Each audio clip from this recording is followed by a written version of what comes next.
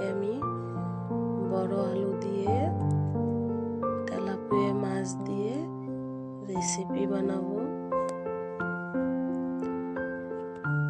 তো বন্ধুরা, আমি গ্যাসটা লাগিয়ে নিলাম, নিয়ে এবার গরম জল করার জন্য ডেকচি বসায় দিয়েছি। এক করে আলু কটা ছেড়ে দেবো।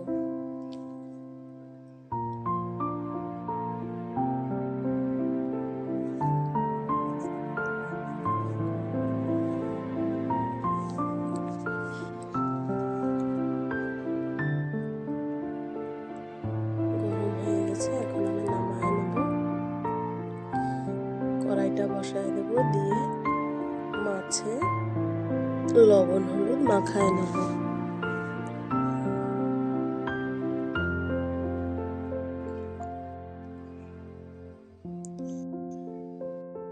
আমি এখানে তেলাপিয়া মাছ নিয়েছি, আপনারা যে মাছ চান ভালোবাসেন সেই মাছ নিতে পারেন। আমি কড়াইতে সরষের তেল দিয়ে দিলাম, দিয়ে ভালো করে লবণ হলুদ মাখায় মাছে এক এক করে মাছ কটা ভেজে নেব।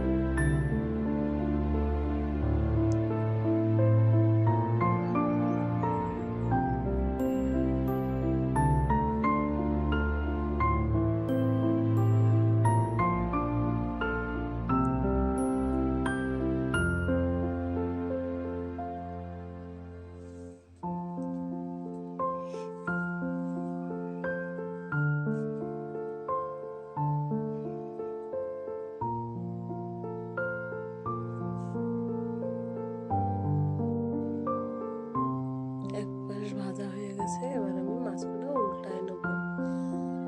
দেখেন কত সুন্দর ভাজা হয়েছে একবার। তো দেখুন বন্ধুরা, আমার মাছ কটা সব ভাজা হয়ে গেছে, এবার আমি তুলে নেব। মাছ কটা সব আমি একই রকম ভাবে ভেজে নিলাম। এবার আমি কড়াইতে আর তেল দেবো না, আমি সাথে গোটা তেজপাতা, গোটা গরম মশলা, গোটা জিরে, কয়েক কোয়া রসুন ছেঁচে দেব, দিয়ে নাড়ায় চাড়ায় টমেটো দিয়ে দেব। এবার আলু কটা দিয়ে দেব।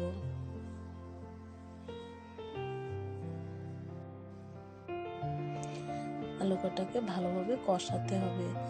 তো ধীরে ধীরে নাড়ায় চাড়ায় দেবো, হলুদ গুঁড়ো দেবো,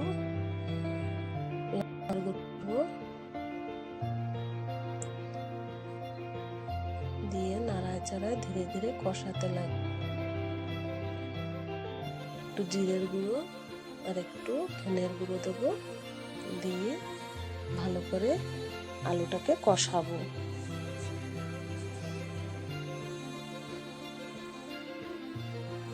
কষাবো, পরিমাণ মতন জল দেবো, যেরকম আপনারা ঝোল রাখবেন সেরকম জল দেবেন।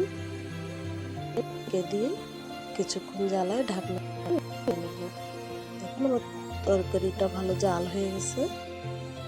এবার মাছটা ভেজে রেখেছে মাছ কটা দিয়ে দেবো।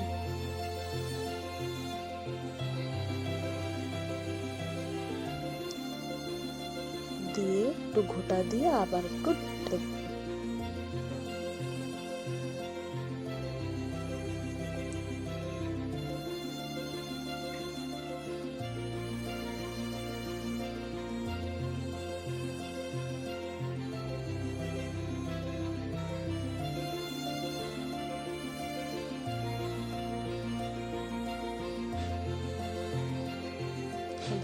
ঢাকনা দিয়ে দিলাম। গ্যাসের আঁচটা একটু ঝোলটা সব টেনে যাবে। গ্যাসের আঁচটা কমায় দিলাম, সাথে মাছের হলো চলে যাবে আর তরকারিটা ভালো সিদ্ধ হয়ে যাবে।